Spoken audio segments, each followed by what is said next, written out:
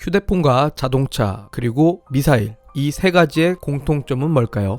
연관성이라곤 1도 없어 보이지만 이 세 가지의 공통점은 바로 전지가 사용된다는 것입니다. 미사일에는 표적을 파괴할 탄두와 신관, 적이 있는 곳까지 날아가게 하는 연료만 있으면 되는 것이 아니냐라고 한다면 미알못입니다. 유도탄으로도 불리는 미사일은 표적까지 정확하게 날아가게 되는데요. 이를 위해서는 미사일 내부에는 눈 역할을 하는 탐색기, 두뇌 역할을 하는 유도 조종 장치 등이 들어가게 됩니다. 이게 다 전기로 움직이니 전지가 필요한 것입니다. 이러한 미사일에는 주변에 넘쳐나는 AA 건전지, 축전지 이런 것이 아닌 미사일 맞춤형 전지인 열 전지가 들어가게 됩니다. 미사일 발사 후 몇 초 또는 몇 분 정도 날아가 표적을 맞춰야 하기 때문에 짧은 시간 동안 폭발적으로 출력을 내야 한다는 점에서 AA 건전지, 차량용 배터리 등 그 외의 전지는 쓸 수가 없습니다. 미사일 속 전지는 무조건 가벼워야 하며 자기 방전이 없어야 합니다. 예를 들어 꽉꽉 채워 충전한 노트북과 휴대폰을 그냥 내버려둬도 시간이 지나면 충전량이 확 줄어드는 현상이라면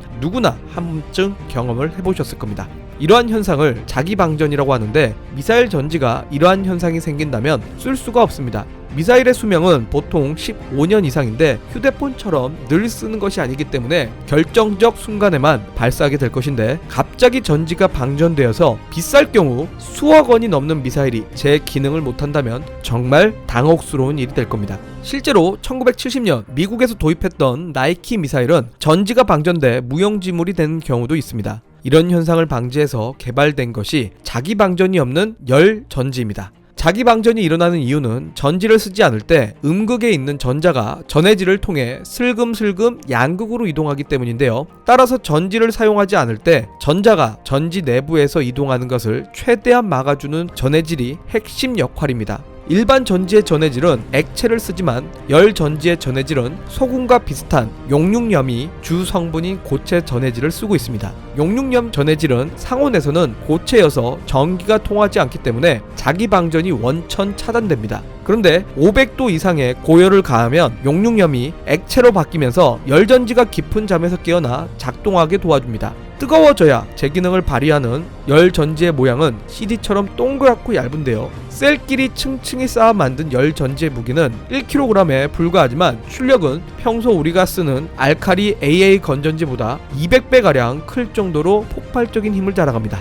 이처럼 미사일 맞춤형 전지이다 보니 돈을 주고도 사기 힘든 품목 중에 하나입니다. 기술을 보유한 국가들이 수출을 엄격하게 통제하고 있기 때문입니다. 이에 국방과학연구소는 독자적인 열전지 개발에 착수해 지난 2009년 국내 최초로 열전지 핵심 기술 개발에 성공했습니다. 그동안은 선진국 3개 업체가 독과점을 하고 있기 때문에 100% 수입에만 의존해왔지만 국산화를 통해 미국 EPT, 프랑스 ASD, 이스라엘 라파엘에 이어서 4번째 생산국가가 되었습니다. 여기에 만족하지 않고 산소를 전지의 양극으로 활용해 경제적이고 친환경적인 미래전지 리튬 공기전지를 개발 중이라고 하는데요. 앞으로도 우리나라의 산업이 글로벌적으로 경쟁력이 더 커지기를 바라봅니다.